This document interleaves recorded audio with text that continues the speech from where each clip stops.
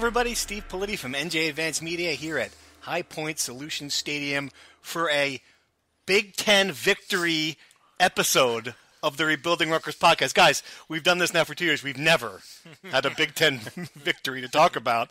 I am joined, as always, by champagne-drenched Rutgers beat writers, Ryan Dunleavy, Keith Sargent. And I just want to start here. And we're around this team. You cover a team regularly. You get to know the players on the team. And I think the biggest takeaway I have from Illinois is being able to walk into that little room at the Illinois Stadium and storage closet, essentially, and interview room and shake Gio's hand and say, hey, look, congratulations, and see Dorian Miller and just see the relief on his face, and KJ Gray and these players who, granted they haven't been a good Big Ten program, but they're trying hard, they're working hard, just to see them rewarded, to see them happy, to see that great video of the celebration with Chris Ash in the middle of it.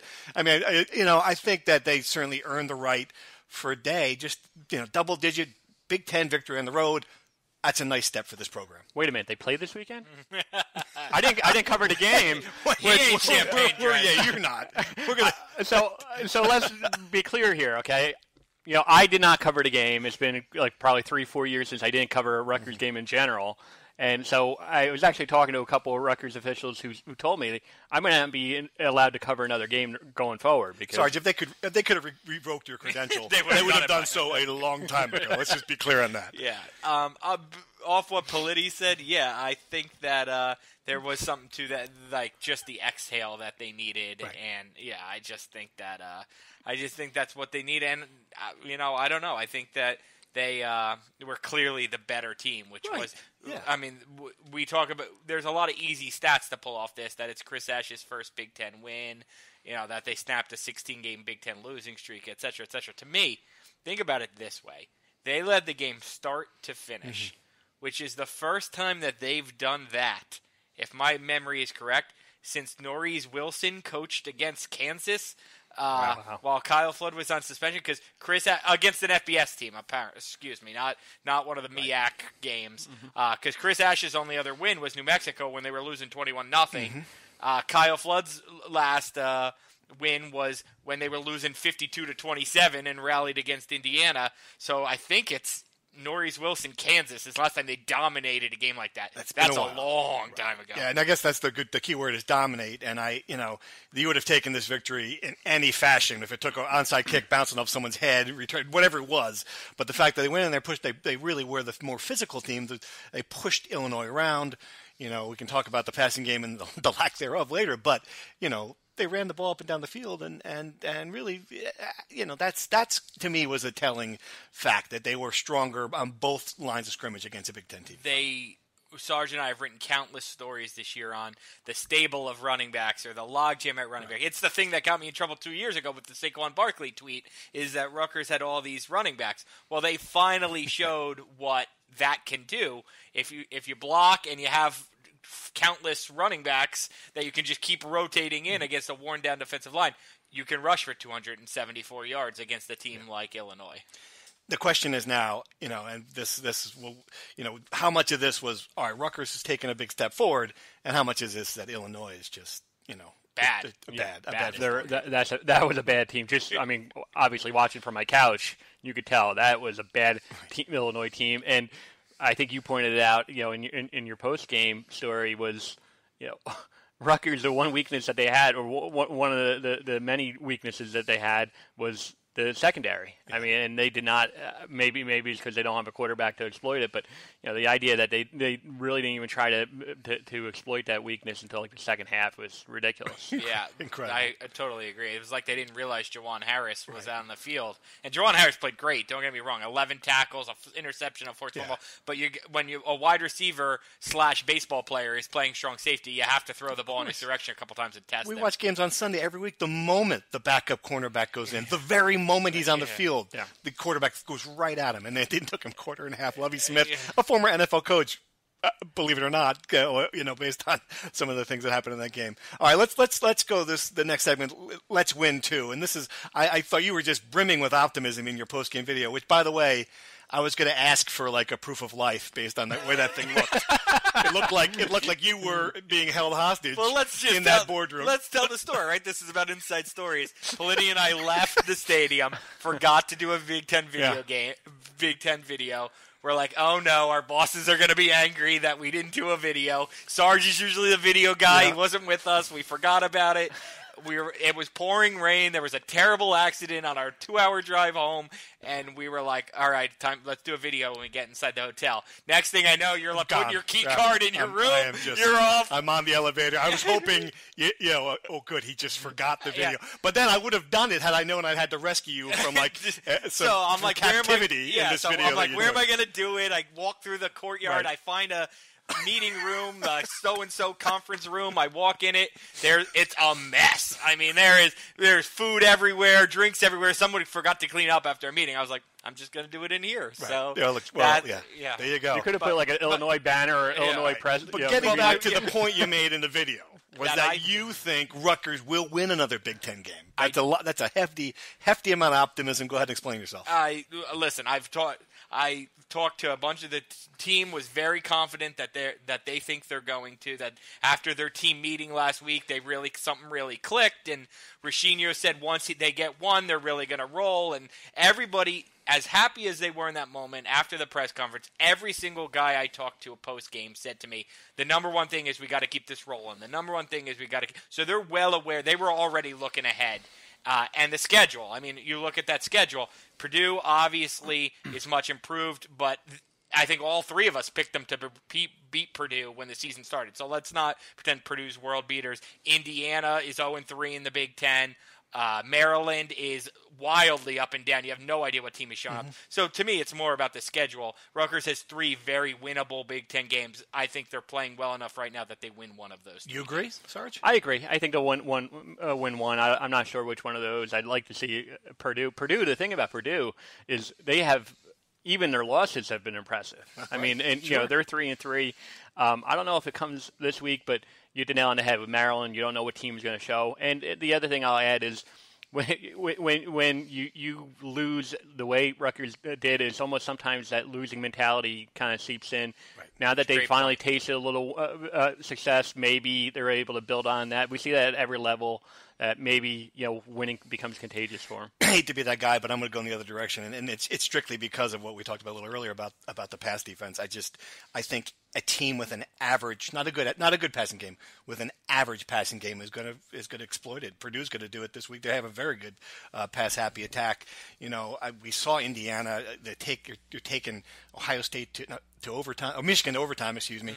So we're seeing how well that they've at least competed with the top level. And you're right. It'll come down to Maryland and the fourth string quarterback. That to me is going to be the most winnable one. But I just unless they get better in defending the pass, and even Purdue didn't try until the second half at 300 yards passing. I just think it's going to be very hard to win another Big Ten game, which is why this one was so important. We all agreed that going in, this was going to be the big one, and they got it. So the streak is over at least. All right, true or false? Go right to the segment as always. Going to give you a statement. You tell me true or false, and then we'll come back and we'll discuss the highlights of this. Number 1, Gio Ricchino did some very nice things in the passing game. True or false? True. True. He managed the game. Right. Number 2, I've got to have more Blackshear. Raheem Blackshear. More of him. 130% true. I've been saying it all year. True. You have. The players' only team meeting was a turning point in this Rutgers season. True. Sure. True. Jawan Harris has found his position. False. True. Rutgers should forget offensive battle and balance and just run. True. Wow. False. With 3 fumbles against Illinois, this is now a major problem. True. True. Rutgers has lost to Tulane, Kent State, and Houston on homecoming, and that's not a coincidence. True. False. And finally, Chris Ash will be on the next edition of Dancing with the Stars. Oh, God, my wife sure hopes so. I will say false. Yeah. But you're probably not far from a football coach going on that show. Yeah. Well, we did see him. This isn't the first time we've seen him dance with Amigos too. Amigos. I forgot about that. This could be just So I'll say true. Just to answer your This question. could be the thing we don't like. What do you not know about Chris Ash that would surprise you? Hey, maybe he's just a dancing fiend. That's how he won Doreen over with his dance. That could be it. We would have no way of knowing this. That maybe just behind the scenes, he is just he's the guy you want at your wedding. He starts the dance floor. And I tell you, when he charged in there, there were some moves there. Doreen Miller, great quote about he looked like the kid who jumped into the swimming pool for the first time with the look on his face. I want to touch on Blackshear from your go ahead. I got it. So. Just now at the press conference, I got to say this. I just tweeted it. Jerry Kill could literally be a stand-up comedian. I have no doubt that he could be a stand-up. When the mics are off, that guy is hilarious. And he said some funny things with the mic off, but with the mics on, he said, and this is big praise, and this is... Now, listen, Jerry Kill's first year at Rutgers. Right. He obviously knows Ray Rice. Does he know everybody else in Rutgers history? No.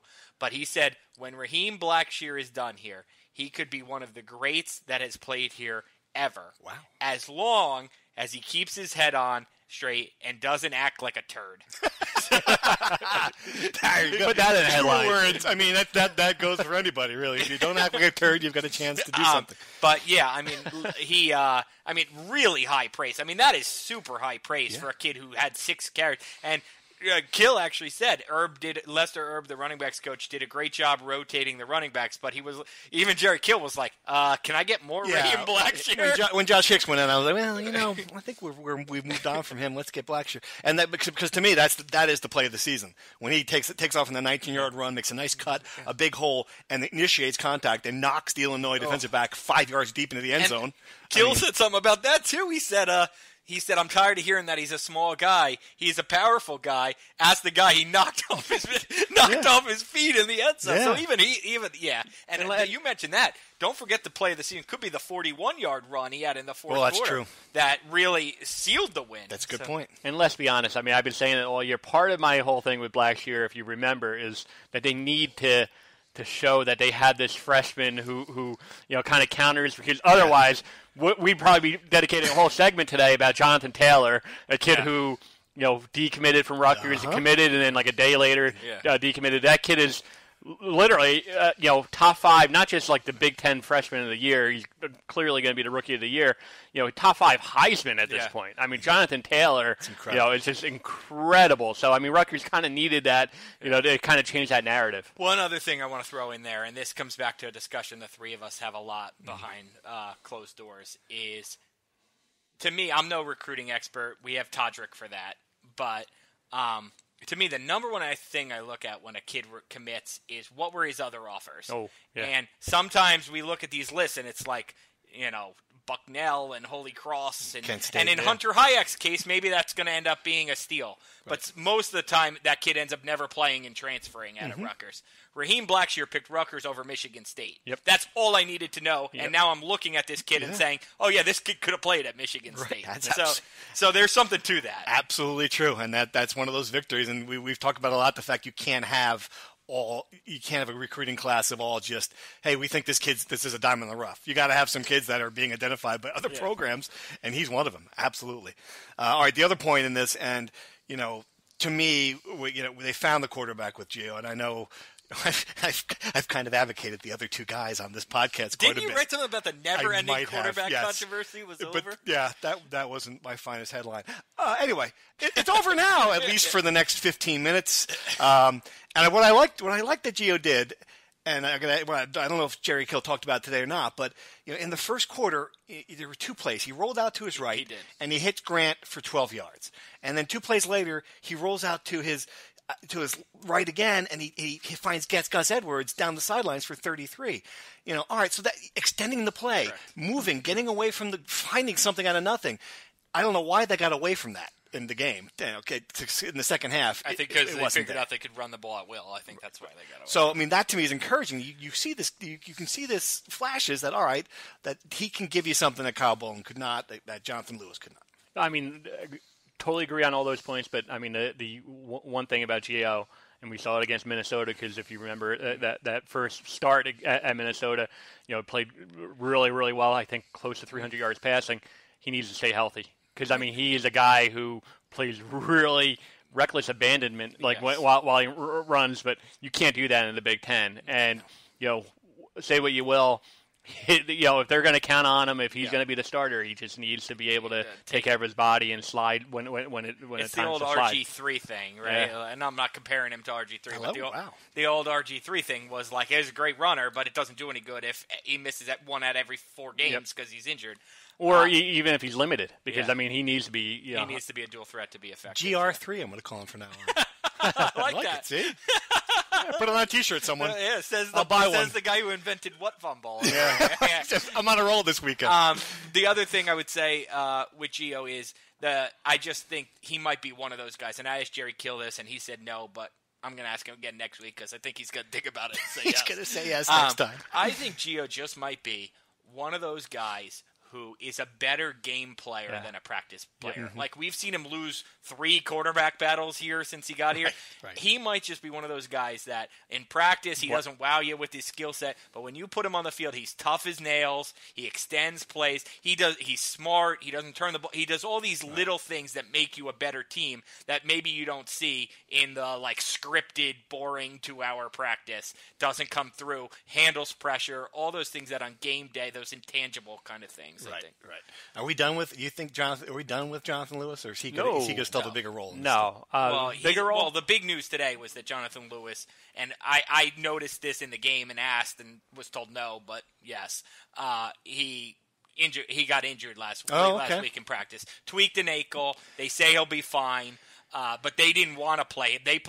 Remember, Jonathan Lewis's only 2 snaps against Illinois came after Gio got hurt. Right. So I think if Gio didn't get hurt, he was never going to play. I think that was a super kind of handle him with kid gloves. No need to take a minor injury, make it into a major injury kind of thing with Jonathan Lewis. I'll say this. Part of the whole reason why I've been calling that Jonathan Lewis needs to play more is because you have to keep an eye on 2018 because not too many people, the expectations are what they are in 2017, but 2018 is a year where they could turn the corner, go to a bowl game. You need to figure out that quarterback situation. That being said, last I checked, Gio has another year of eligibility. No one ever really counted him as your starter in 2018. Everyone's saying Jonathan Lewis has to be the guy. If not, maybe a grad transfer. Yeah. Gio could be the starter. He's got to prove it over 3 or 4 games. No doubt. Yeah. Agreed. Because we could have been if we were doing this last year, we would have had the same conversation after Minnesota. Of course we did. My column then, and I think I ended the quarterback controversy then too. But I got to stop trying to end the quarterback controversy. It's funny because maybe 2 weeks ago I was ready to ask Gio. I think somebody did, not me. Ask Gio, are you able to graduate in December? Which is basically, do you plan to graduate transfer? And now it's like, oh, God, he better not graduate transfer. Absolutely. If he goes to Tennessee Tech, well, I'll meet him down there. All right. Let's move on to the Big Ten fan base we pissed off now. And this is actually a preemptive strike. I think we're about to piss them off. It's a song we've played before. That's a sleeper that this school got two. I would have never had that. Yeah. It's the Okie Wow Wow song. We heard it. Do you remember hearing it? No, but I did read something this week that they actually might have stolen that fight song from Cal Berkeley way back when. Really? They stole their fight song, Illinois. Yeah. We're about to piss you off. And I've now been to 11 of the 14 Big Ten campuses. And, I mean, I could say by far. I haven't been to Purdue yet. I've been to Wisconsin, Iowa. I've been to Iowa. I haven't been for a game, but I've been to the campus. But by far, this was the worst Big Ten road trip for six different reasons. I mean, first of all, flying into Chicago, you've got a 2.5. It's 2:20, and it's through. Who knew that Illinois was just Iowa with a big city in it? I didn't realize that. But it's 2 hours and 20 minutes drive down there. You get down there, the stadium is dead. The atmosphere stinks. The place is a dump. I mean, the visiting locker room's terrible. And this is a school like Rutgers facilities. All right, well, they have better facilities here. By far. The Hale Center is so much nicer. And they haven't been cashing these Big Ten. Illinois has been in the Big Ten since 1920. Why aren't they cashing these checks for the past 10 years? Apparently they're cashing them somewhere else. And to me, the thing that amazed me about it, and I'm maybe thinking about the Chicago governors.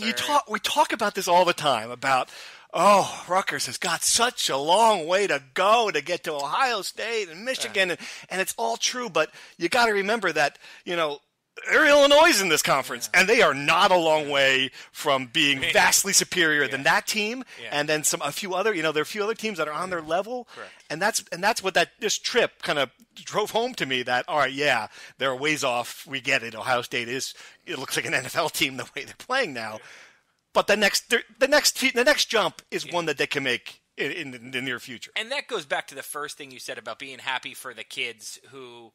When we open this podcast, being happy for the kids who could breathe a sigh of relief. Because Rutgers, and it's not just from us, it's the national media enjoys taking shots at Rutgers. And other fan bases enjoy taking shots at Rutgers. Like, you're the kid, even Chris Ash said it in his postgame, like all the thing that we don't belong in the Big Ten or whatever. Right. Rutgers is the fun thing to, like, throw darts at. I get 3 emails like that a week. I get all the time. And it's not just from Rutgers fans, it's from nationally, other fan bases. It's just, they are everybody's favorite, like, the kid to pick on in school or whatever. What about your email that you got from a fan? I'll tell that story in a second. But I'll tell that story in a second. But my point being, like, no one ever picks on Illinois. Illinois just gets to have crappy facilities and no attendance and stink on the field, and no one says anything about it. Right. So, like, that's what I'm saying.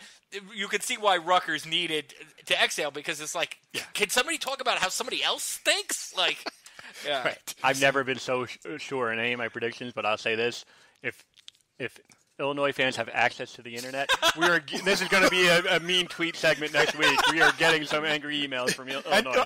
I want to send an angry tweet at you because you correct. We all, just so from background here, the three of us each took one road trip off. We're all going to Michigan. We're all going to Penn State, but we each took one of the other. And I took Nebraska off because I'd been there. It was a Giants game that weekend. Ryan took Indiana off for I don't know. I've been there a bunch of times. Been there a bunch of times. Sarge, however, correctly picked the right road trip to sit out. For that, just another reason to hate you. My email, you mean the one about the conference? This is great. So we get emails all the time from people who are just convinced. Send them more. Convinced Rutgers should be out of the Big Ten, and there's just I feel like I've answered it 100 times. I'm like, no, this is good. This is a boatload of money. This is prestige. This is where Rutgers. This is the greatest thing that's ever happened to the university on a whole. I mean, there's a million reasons they should be in the Big Ten. Tell them about your email. The one about forming a conference? Yes, right. Yes, I got an email from a former Rutgers I shouldn't say letter, a former Rutgers graduate from a long, long time ago, who basically said, I'm tired of this. This is what Rutgers should do. Form a Northeast Conference. Like, this is in Rutgers' power to do this. Form a Northeast Conference with Holy Cross, Bucknell, Syracuse, Boston College, UConn,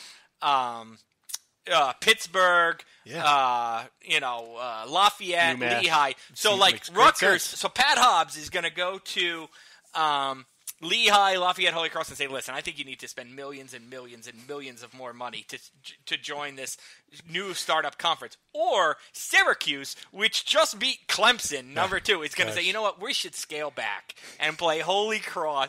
The ship has sailed. I understand it. There's a lot of Rutgers people from the 50s, 60s, 70s graduates who miss the good old days.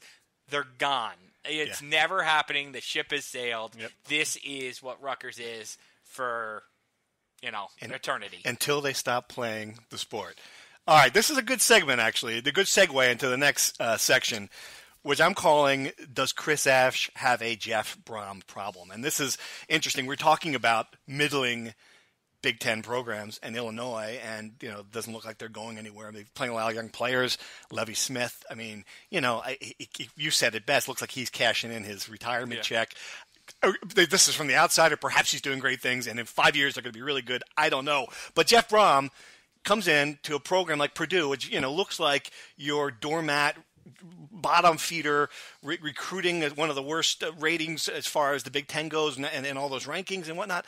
And within 6 months, you have a feel for what this team is going to do, what the identity is going to be, and within 6 games, you see results. So, I mean, I look at that now and I think, wow, they almost beat Louisville. They almost beat Michigan. They almost beat Wisconsin. Do you think that when people look at that and say, well, look, this guy's doing it in the first year, they go back to Chris Ash and, well, look what happened to him? I'll say, and I keep on saying it, what they inherited, what Chris Ash inherited, and I think I wrote it last week. You look at like the retention and the amount of players who have transferred, and the recruiting classes that Kyle Flood had. I think it's totally different. Maybe Daryl Hazel. Maybe recruited okay. I mean, Daryl Hazel did come from a program. I mean, not too many people ripped his recruiting. I looked at some of Purdue's recruiting classes when I did this comparison. A lot of their recruiting classes were in the 9 to 12 range. That's where Rutgers not less, is, right? Right around where Rutgers. But I'd have to do more of a deep dive into Purdue, and maybe they've retained. I don't think from the outside looking in from this far that they've had as many transfers, so maybe they have some more leadership. But I think it's totally apples to oranges as far as what they inherited. So two things. Sarge is consistent. I give him that because he gave Chris Ash an A last year at the end of the season. I mean, for that reason, because of all the effort. Yes. And number two, the NCAA stuff. Yep. Yeah. Number two, the number two thing off that is that's a great take by Sarge, but that's a very insider expert take that he just had. I think most people look at it as last place in the Big Ten West, last place in the Big Ten East. Rutgers had 4 wins in the Big Ten from 2014, 15, 16. Purdue had 3. So they're the same program in the eyes of the general college football fan base public. So I think it is a problem. Right. I think people do look at it and say, how come Jeff Brohm figured it out so quickly? And I think the answer, I asked Chris Ash, he deflected it, but I think Sarge has the answer. I think Chris Ash, maybe Jeff Brohm came into the situation and just had to fix the football. Chris Ash came into the situation and had to fix 1.5 million different things. Here's Ash's answer. The only thing I can worry about is our program here in our situation. You say the situation is similar, but all situations are different. Nobody really knows what the situations are until you're on the inside. Jeff Brohm has done an outstanding job. And I get that, but I think it's a broader thing than just wins or losses too. Like there is that identity and direction that you're like that enthusiasm. That, okay, Purdue's going to be this high-powered offense. We're going to do this. We're going to run this thing offense. We're going to see it results. If I had to sum up what the Rutgers philosophy is right now, it's all right. Let's just survive this year and hope the schedule's easier next year. That's the best I can tell you. I don't know They were the spread offense last year. Now they're running 80% of the time. Now, I mean, you don't talk about we recruit local kids. We're defense the garden 1 minute, but now we'll just take the best players anywhere. And it's just it's true. There's not a lot of consistency about what this is going to be, and that doesn't mean it's not going to be good in a few years. I'm just saying, like when you see it's taking a long time to figure it out. Yeah, when you see that direction from other places, and even like Syracuse, all right, well that's what they're going to be, and now they have this they have this signature win over Clemson on national TV. I mean, that's a big deal too. Yeah. So I don't know. I just wonder what this is here at Rutgers, or what the philosophy wants to be. All right. Do you want to go straight into mean tweets? You go first. You got your mean tweet? No, you want to go for? I don't have mine pulled up. Of course. We've done this. We've done this 7 episodes. We do mean tweets every week. You never have it pulled up. All right, I'll start with the mean tweet. It's not really a mean tweet. All right, here's mine. You got it? Okay. It wasn't directed at me at R.Y. Dunleavy, but it was directed. Oh, this is a celebrity mean tweet. I'm getting so excited. This is from Carli Lloyd. Was back at Rutgers enjoying the Rutgers women's soccer match and spending time with my RU peeps. # no need to analyze every little thing. Yeah. Well, Carli, it's actually my job to analyze every little thing. Because you wrote a story about this as well. Yes, and this is response. Clearly, I couldn't see this tweet. Why? Because she blocked me. Ryan, I am blocked from Carli Lloyd's Twitter feed. It's a badge of honor. It's a badge of honor. Carli Lloyd. What international soccer stars blocked you? Huh? Ronaldo, I bet. Yeah. So, Carli Lloyd, who you've done a great job chronicling, Steve, does not have a great relationship with her alma mater. Right. Pat Hobbs, to his credit, worked out a deal where they got together. He brought her back to campus. They spent some time together trying to bring her back into the fold. I saw that she tweeted she was going to be at the game, so I wrote something on it. Just basically that she was going to be back here. Maybe it's a sign that she'll be part of the next Hall of Fame class, since that's been a debacle, trying to get her into the Hall of Fame. And she obviously saw the article, tweeted that. Yep. I then went back into the article and added that tweet to it.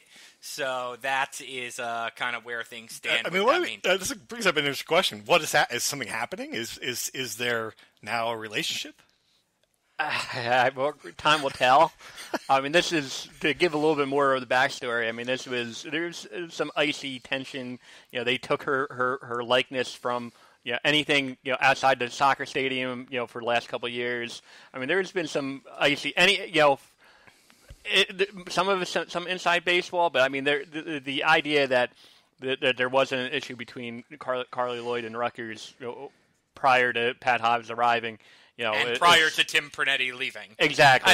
And post Tim Pernetti leaving. So that leaves one era there. Right, I can't. Exactly. You can't remember. I think Pat Hobbs has done a nice job to be able to bring her back into the fold. He said that he wanted to at some point.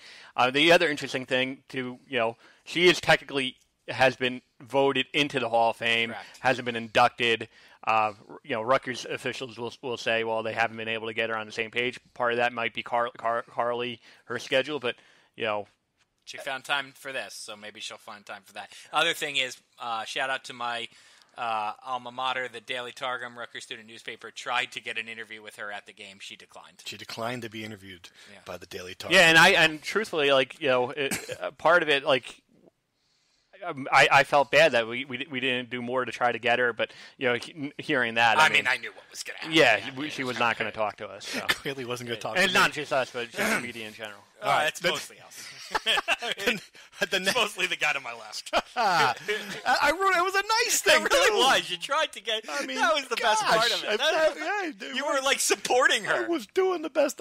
Anyway, the next I have a semi-mean tweet. We're getting called out now. By the way, it's Ed Chunko, one of our loyal, nice guy, waiting for our fearless prognosticators to eat their humble pie. That's just me and you, because Sarge did pick. Rutgers. Now leads the standings in the which is embarrassing. Fairness, I picked him 12-9. That's about as weak as of a prediction. But I did pick him to win. After you picked them to go 8-4 last year, anytime you're on top of this, it's really an indictment on you Dunleavy and I. You picked him to go 13-0 in 2012. Game by game. Yeah. But I mean, we're already. Come on. I mean, here's what I'd say to Ed and Nurse Meg and everybody who chimed in. Jersey Allison. Everybody who chimed in. Yeah. They didn't say anything after we picked Rutgers to win against Eastern Michigan, and they lost. So if anybody wants to eat humble pie on that one, I will gladly split the pie with them. Eastern Michigan, a loser to Army. Yes. By the way. Is that true? Complete a pass. Yes. I think it was Eastern Michigan, Central Eastern. I don't know. I'm getting my Michigans confused. I'm pretty sure it was Eastern. All right. Well, that segues. Again, there's a lot of segues here. Right nicely into picks. All right. So let's pick. How do you want to pick the Purdue game? Let's pick a score and pick what? Team MVP, crowd size. What do you want to pick? Sure. We'll do the X factor, and the crowd. All right. And the crowd. Good one. Both. All right. You go first then. Okay. I'm going to go Purdue 27-14. The X factor being Purdue's wide receivers, who obviously Isaiah Wharton's done a nice job at corner, but he is the only one standing of the four secondary guys who were supposed to be the strength of this defense. I actually asked him today, do you try to stay away from those other three guys to not catch their injury bug or whatever? He got a good laugh out of that. But I think that X factor is just, that's where the game's made. Purdue will probably pass for 400 yards or something like that. And crowd size, I'll go bigger than we've seen the last couple weeks, but not as big as the season opener. Maybe in the building, I'll say 40. Okay. Sarge, you want to go next? Yeah, I think I'm going to go Rutgers again. We're talking Monday, so I mean, I normally don't like to sit down and I'm holding around my pick. Oh, boy. But I am. I'll pick. There's no backing down. There's no way. I'm going to pick Rutgers. The score, but not the winner. I'm going to pick Rutgers, and I just think that they're going to have that same type of game plan. I'm going to keep it low scoring, 20-17. X factor. We've talked a lot about Blackshear. Definitely needs to play more, but I still think Gus Edwards is their best offensive player. I think he's their best offensive player. I think he's maybe their only surefire offensive pro. And I think you're probably right. I think, depending on the weather, I think probably 40,000 in the building. It's not going to be a huge a huge homecoming crowd. But I think Rutgers is going to win. To build off real quick, here's a stat.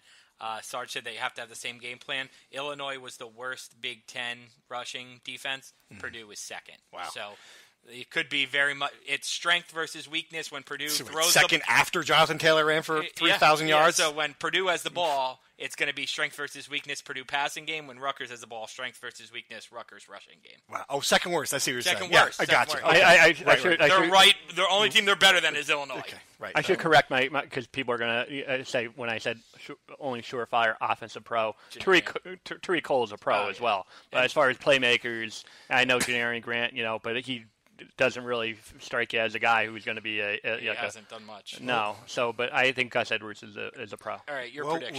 We all know who's going to be the most popular among us in the fan base again for the second week. I got to go with Purdue. I think it's going to be more than the 8 points spread, which I was surprised you called it a slap in the face. I was like, wow, only 8 points? And I just think that they are, the way they're playing, a much more competitive team. They're going to pass it around. They've got a really good offensive collection of receivers, a great strategy. Rutgers cannot defend all of them. It's not going to be a situation where you kind of you feel lucky at the end of the game that they didn't. Oh, a good thing they didn't pass more. They're going to go right at them. I see a game like a 41-24 kind of game. Rutgers will move the ball some themselves. Crowd-wise, and I think the X factor, if you're going to find a way to change that, it's going to be Kamoko Toure. If a guy like that can get in and not rattle the quarterback a little bit, create a turnover, that's how they're going to win this game. They're going to have to do something to disrupt the passing game. If they can get in, force some mistakes. They did have a couple interceptions against. They've done Illinois. A much better job forcing turnovers than they did last year. Absolutely, they caught a break against Illinois. Stuff like that's going to have to happen for them to win this game. Crowd-wise, I think it's going to be better than we've seen. Maybe around what's the weather? We have that. That's always a factor. Yeah. I'm going to go about 38,000 around that range. Yeah, it's good. Anything less for homecoming will be tough. Right. It'll be tough, and we'll be tough. We'll be there, right? You going to go to this one, Sarge? If they credential me, I might not be there. If they credential me, I'll be there. But it's still a long shot. If the Yankees are in Game 7 of the ALCS, I think I'm going to be a game time decision on that one. But all right, that's all we got. Hey, thanks for listening again. Enjoyed it after a Big Ten victory, and we'll be back next week after the Purdue game. Thanks for listening.